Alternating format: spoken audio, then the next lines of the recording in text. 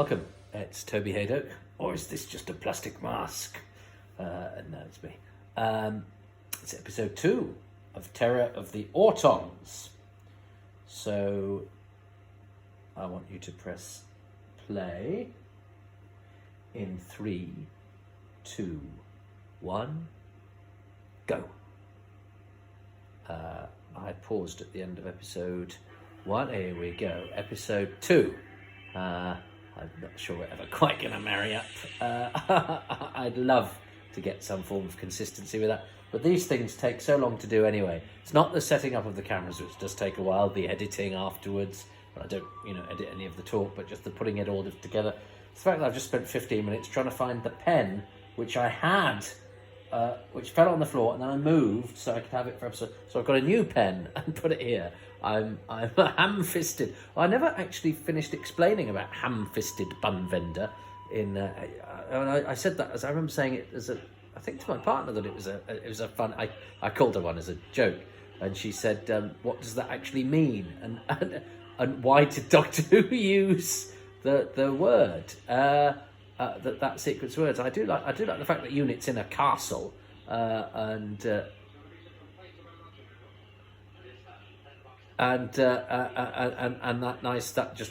nice moment of the bomb and the explosion. But yeah, ham-fisted bun vendor is, of course, he thinks she's the tea lady. So presumably, well, I don't know if vendor means that you exchange token, or if it just means giving out. So otherwise, is she charging for the cakes? But perhaps vendor. I thought vend it suggested a certain exchange of money. But anyway, bun vendor, seller, purveyor of iced cakes, buns, whatever. Ham-fisted, because she's ruined his experiment, gives you ham-fisted bun vendor. I like Robert Holmes's dialogue, but I think that one's quite... I think that is a unique combination of words that you would never find in any other circumstance. Schizoid dissociation, however, that sounds pretty plausible to me to explain Jo's hypnotized state. And I quite like her sort of unblinking catatonia. She blinks a little bit, but deliberately, very slowly. And I remember reading an interview with Robert Holmes where he said he basically invented McDermott just to kill him off. So I have to say, when I started, I think I read the novel first. When McDermott arrived, I knew he was toast. And now that's interesting, because I remember when it was in black and white, I was never quite sure what colour the chair was, or sort of quite what it looked like. And I do think I wonder if it's partially to do with the quality as well. It does have a strange sort of amorphousness about it, and it's a pretty grotty looking thing. But the sadism of the idea of everyday objects, particularly of sort of plastic tat becoming murderous, is a very gloriously Doctor Who thing. And I like having McDermott with the Irish accent saying it looks like a black pudding, and you won't say, "I'll tell you that for nothing," and his reaction to the fact that the plastic is cold and clammy is I like all of that. I believe all of that. Harry Taub's great. In a story that isn't sort of famed for it's not got many memorable characters or actors in it, really. I think that's another reason I thought I would struggle with it, because there's not an awful lot to say about many of the characters or the cast. Everyone's sort of in and out rather than Michael Wisher. But it's not. I don't think it's his finest hour. He's such a great servant to Doctor Who that we sort of talk about his other parts more. That's pretty grim, and the sort of the fact you can see the hand, and that's, it's done backwards, isn't it? So only stops breathing there. So that's quite clever, especially as it's done backwards.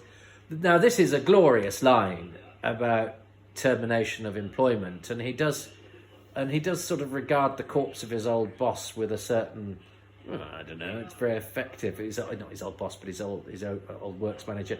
But it's quite out of character for Rex Farrell, who spends much of the rest of this being a gibbering scaredy pants. I remember that clip being on the beginning of Resistance is Useless, the documentary they showed before a repeat season when I was at college, and I recorded it.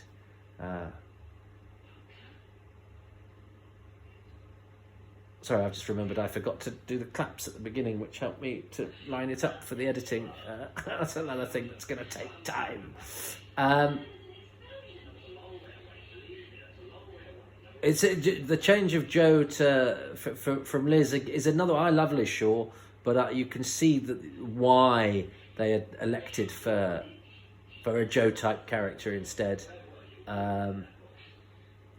Having Liz there to fulfill, when there's crossover with the Doctor, that doesn't necessarily really help with the companion. So Barry Litz's instincts as a producer were very sharp, and of course, this is his period of him and Terence Dix as producer and script editor produces a pretty consistent run on the show, I would say.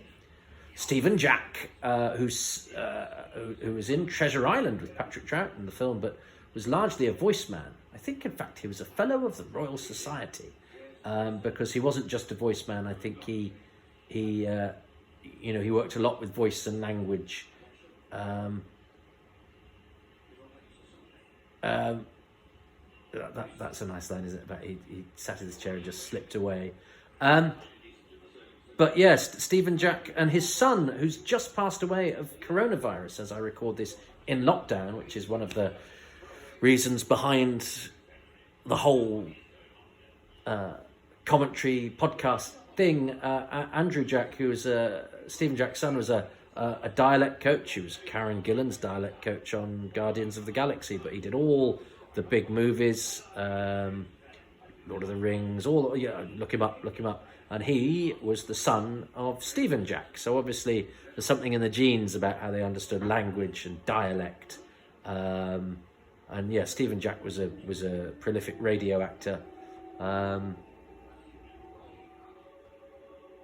So an interesting story he has to tell. Sad that Andrew Jack passed away due to this vicious thing that has us in our grip. I like the Master's tie and pocket square are gold. That's amazing, and yet it still looks elegant on him. Black and gold, it works. Yeah, Rex Farrell's a tricky character because he is a bit pathetic, and I think Michael Wisher is a terrific actor.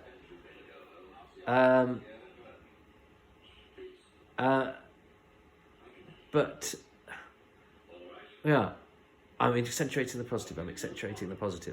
And it's nice this early on that we have in Farrell Senior somebody who can resist the Master, because otherwise it just makes it all too easy for the Master if he can just go around with his theme tune intimidating everybody. It's great that he's got a theme tune, and it's a wonderful piece of music. And this is a bit, this always reminds me a bit of The Seeds of Death, where water, isn't it? Water defeats the seeds. Here you need a certain circumstance of temperature and or weather to make the baddie prosper. In this case, it's the heat that activates the troll doll. And it's weird, because looking at that, you sort of go, what's the appeal of that? I totally don't understand. And then I remembered when I was younger, trolls, when I was about 8 or 9, there were these Danish troll dolls, but the appeal of them was the hair, and they were sort of cute little sort of elfin things, but they had different sort of hairs, and you styled them with your hair, and you collected them, and I had one. And lots of people, there were all those sorts of little crazes that you had when you were kids. I remember there was what were those bags of water that were, what were they called? We had to give those back because apparently the water in them was bad or something, but they were a craze with various different crazes. And so I can see why. I think that doll is pretty horrible, but it says in the script it's a pretty horrible looking thing. Yeah, it's pretty grotesque, and of course it's quite big as well.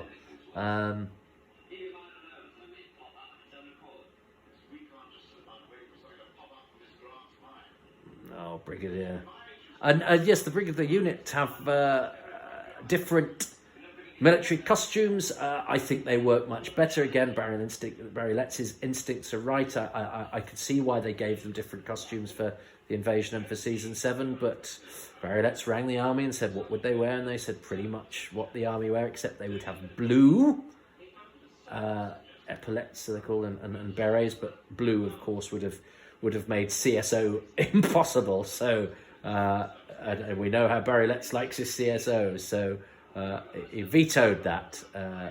But I know Nicholas Courtney preferred having this more sort of standard military costume and hadn't liked the Bobby Bartlett design, which had premiered with the invasion. And I think that makes it a bit more realistic, a bit more grounded, and I think that the colours just work slightly better. Did you... Easy, love. That's not the way to chat up a lady, Captain Yates. So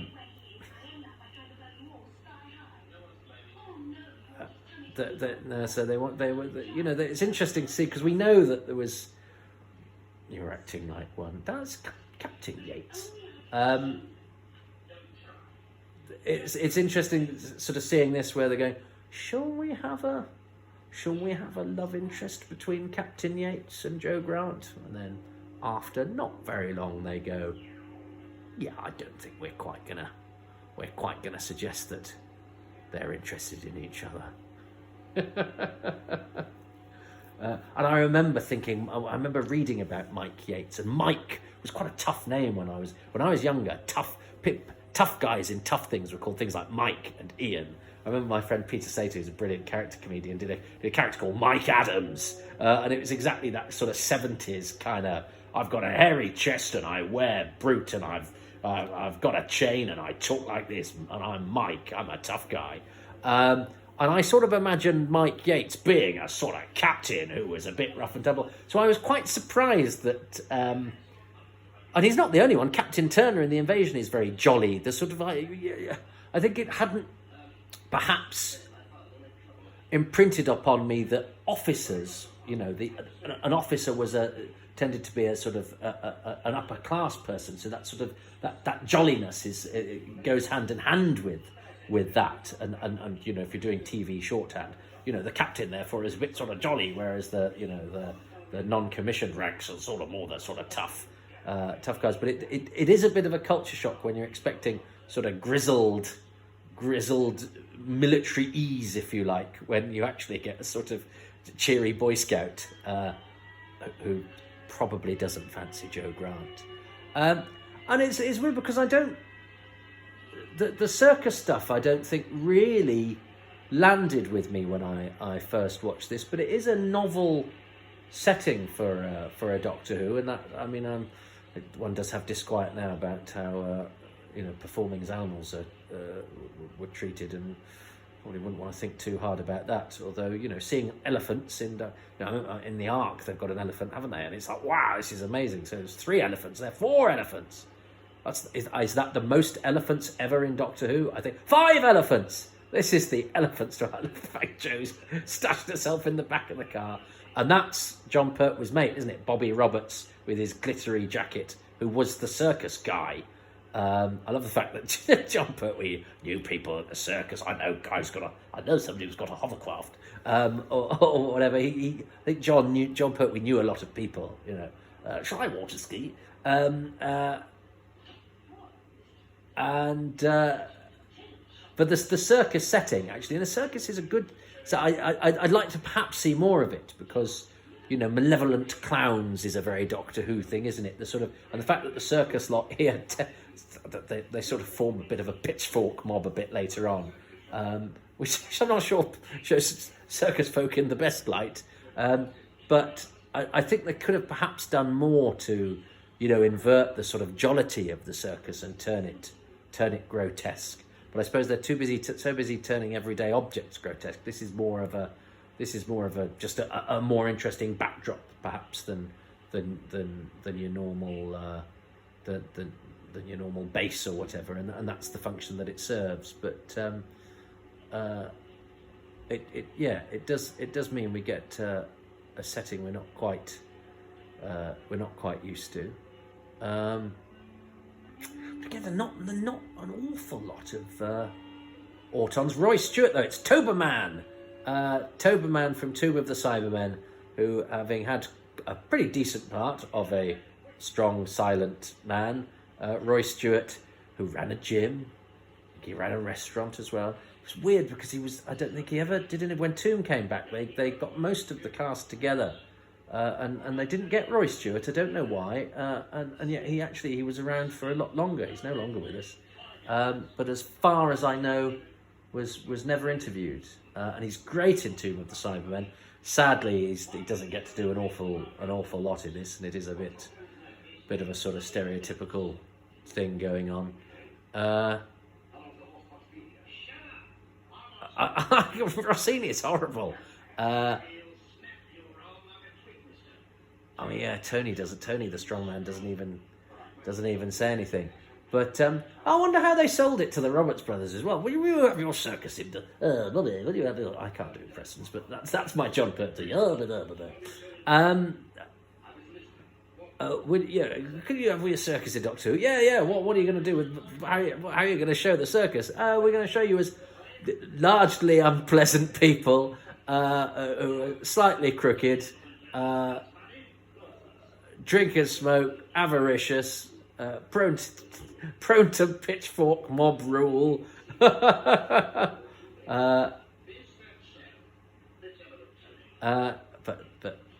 yeah, and so I think, yeah, what's the positives here?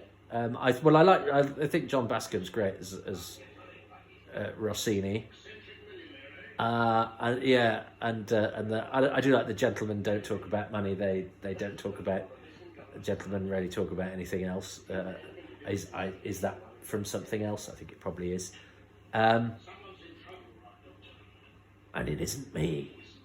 Yeah, I'd forgotten actually what a sort of thug he is. And they have actually the sparring between the two of them, the verbal spar between Rossini and the Doctor is rather fun. It's entertaining second string villainy. And Jo is so game, isn't she? She's stowed into the back of the car. She's rung the Brigadier and said, "The Doctor's here, but I'm not waiting, Brigadier. I'm going to go and help." Yes, here's poor old Christopher Burgess, the professor. Christopher Burgess was at drama school with Bernard Kay. My friend Christopher Burgess, actually, he was at drama school with Bernard Kay and Maurice Perry and Rex Robinson. All of them Doctor Who. Perhaps think they're all at the all at the Old Vic Drama School together, if not all in the same year, but they might well have been. Beyond me, yeah. And of course, this is one of the insidious. It's Jon Pertwee's Yeti on the loo in Tooting Bec, isn't it? Take something ordinary. Tommy Reynolds is the diminutive actor here, who'd already been one of the Chumbleys in Galaxy 4. That's effective, that works. Mrs. Farrell's CSO kitchen. But it's... And actually, yeah, I do like the favouring of the feet for the sort of death kicks. That's pretty grim. So we've had the McDermott's tapping hand on the phone, episode 1, and then the death kick, which I think is pretty... Because seeing a sort of post-death or during the sort of nerve reflex or muscle reflex is a pretty grim, so because it's a sort of it's a sort of cadaverous reaction in it, although it would have taken a lot longer to strangle him. I think the fact that it's a sort of in-death kick is pretty horrid. That's a good shot in the mirror, seeing Jo in the window. That's very good. Oh yes, this is pretty grim. Yes, meat's very expensive. I shall feed you to my circus animals. Yes, Bobby, we're being very nice about the circus. We just suggest that they feed people to their animals. But yes, Christopher Burgess, who we saw before, had agreed to do my podcast, Who's Round. He was a resident at Charterhouse, which is a retired person's home that also has Robert Aldous, who's in the Dalek Invasion of Earth in it, and Richard Franklin. Christopher Burgess was poorly, he got dementia and emphysema and all sorts, but he actually agreed via Robert Aldous to do my Who's Round, and it was the summer, and I'd got my kids, and I was going through a divorce, so when I had the kids, I really had to be there for them, and but I really wanted to interview Christopher Burgess because he wasn't on any of the DVDs, and he's really good in this. He's really good in Planet of the Spiders, and he's good in Enemy of the World. And he was also in Joss's Giants. I was delighted because I think I just got this on video when Joss's Giants was on, and I liked Christopher Burgess. Then I watched Joss's Giants, and it was like the Barry Letts rep, because Jenny McCracken, who's in Carnival of Monsters, who I think was considered for Joe, who Barry Letts used a lot, and Christopher Burgess were the sort of 2 second-string adults in it. And Christopher Burgess, in that point later in his career, played sort of slightly dowdy, sort of becardiganed, sort of slightly shabby older men. And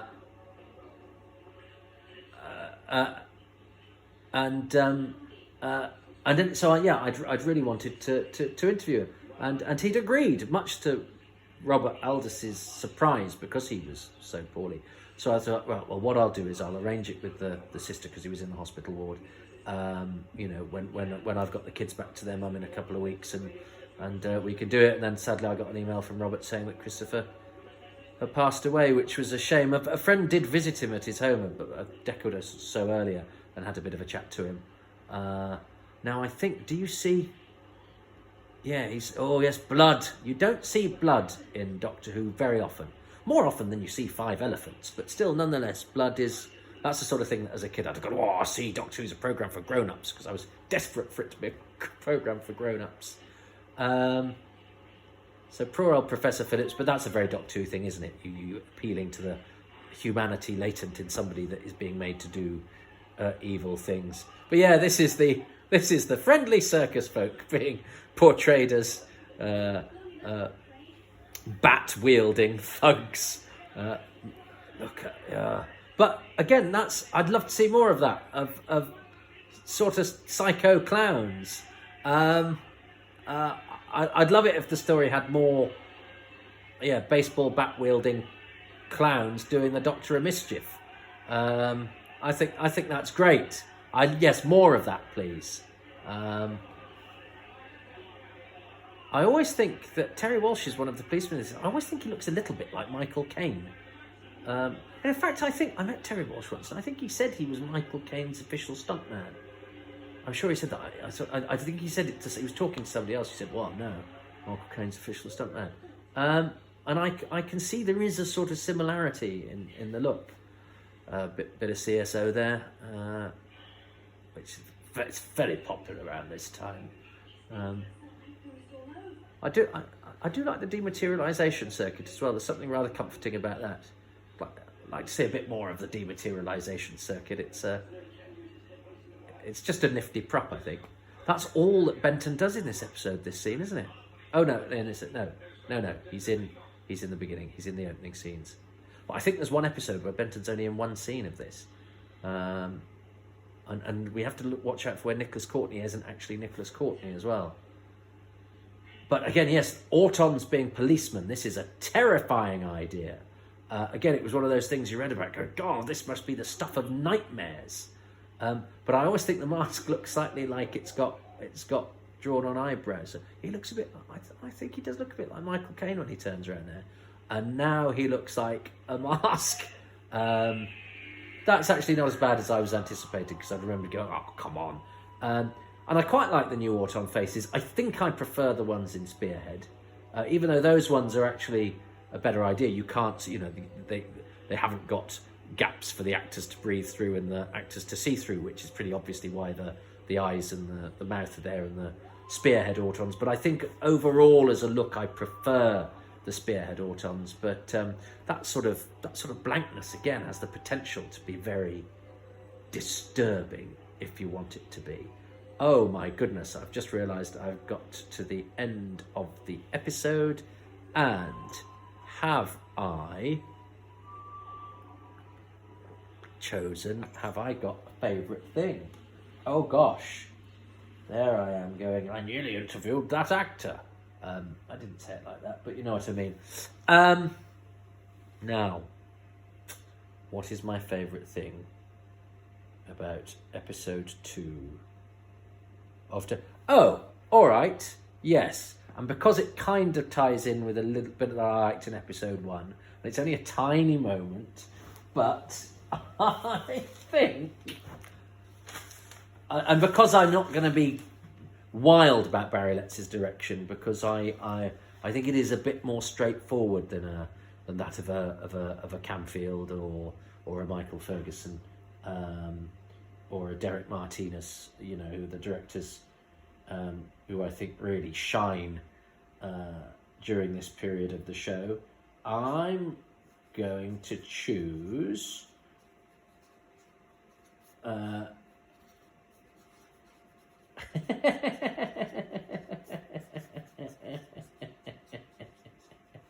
so I don't think Richard Marson will choose this, but you never know, and I'm not going to play silly sausages and try and second guess, because that way always, it's like when you do a pub quiz and you go, oh, is this a trick question? They go, no, it was just the question. So I'm choosing Farrell Senior's Kicking Death Feet. That's what I'm going to choose. So now I'm going to nip to the future to speak to Richard Marson and see whether he has also chosen, and I get extra points if he chooses that exact sequence of words, Farrell Senior's Kicking Death Feet, because it's grim, isn't it? It's grim and it's effective, simple but effective, and also doesn't show anything, yet suggests something grimmer by so doing. Okay, let's nip to the future. Okay, well, let's go on to episode 2. I have written, but I guess as an intro to episode 2, just because there were a couple of questions that I had, if you've got the time, from your introduction. In terms of writing for magazines now, Doctor Who magazine, which I do, I sit on my sofa, I check the internet, I type things up, I file my copy by pressing send. How did you physically do it? What were you working on?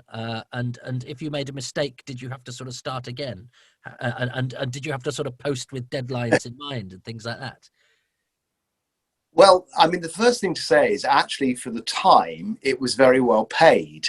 And I say that because it's actually, if you look at it, I think journalism has got steadily paid less and less well, to the extent that now people expect it to be free largely. So I was lucky that even though you couldn't say that Marvel Comics were up there with, I don't know, the Sunday Times, they were paying a decent rate for what you did. And that meant I could invest in some actual kit. And in those days, the state of the art thing was an Amstrad twin disk drive word processor, which I spent what seemed like a fortune on and did most of my work on.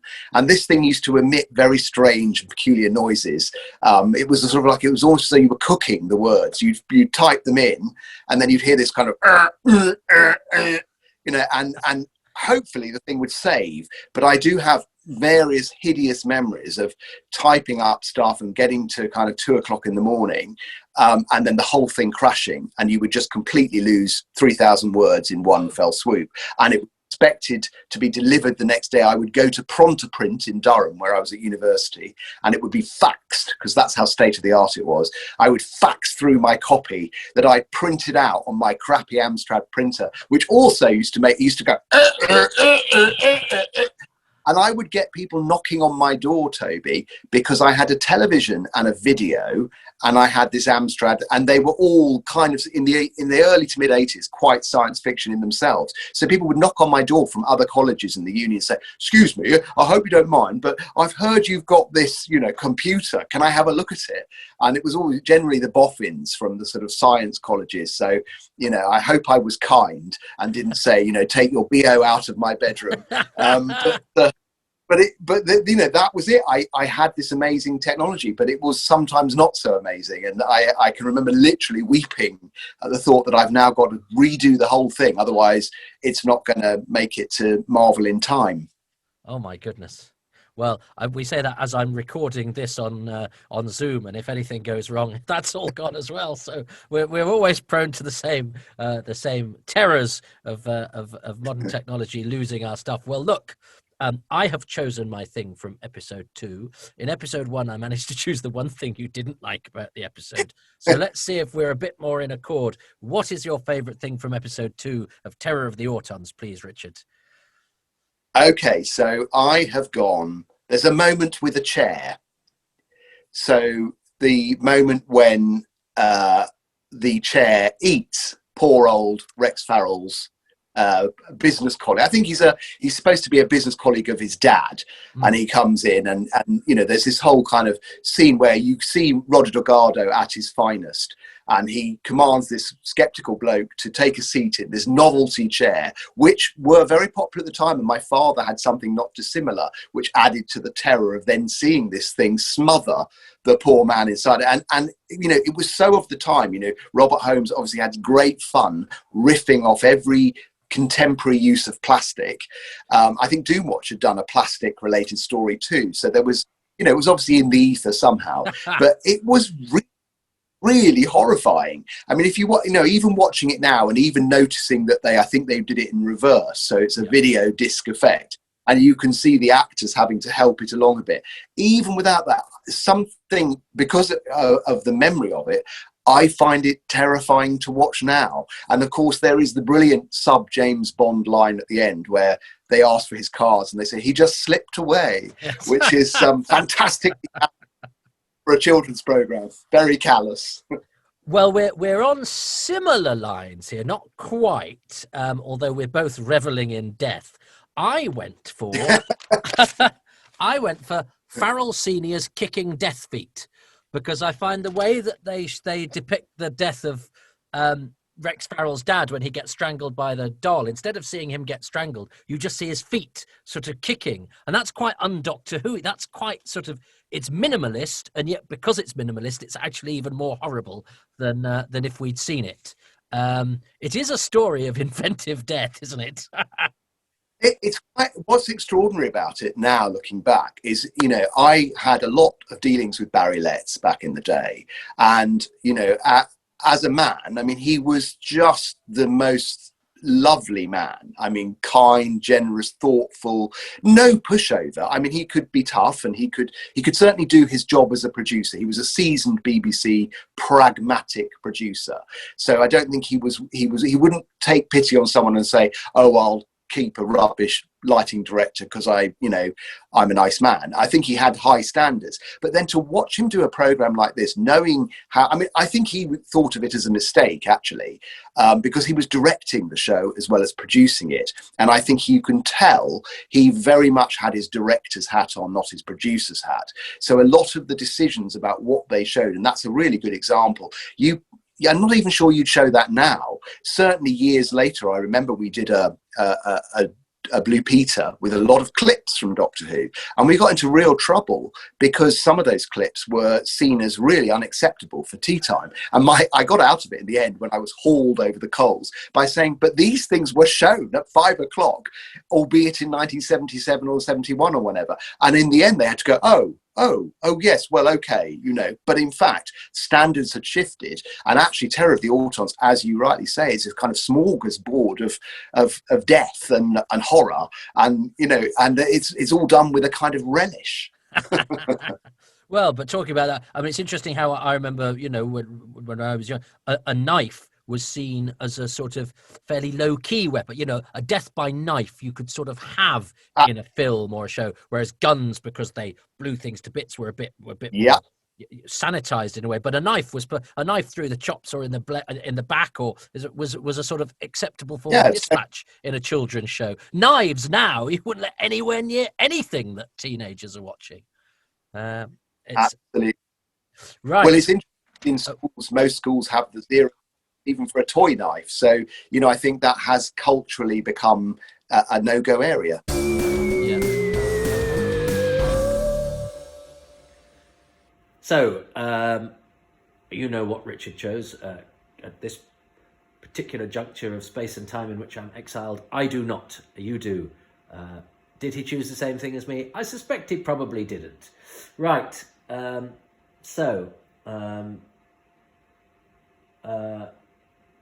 off to turn off all the radiators, lest my dolls come alive and strangle me. And you can go and do whatever you would like to do, and then come and rejoin me for the next instalment of Terror of the Autons. I shall see you then. But for now, ta-ta.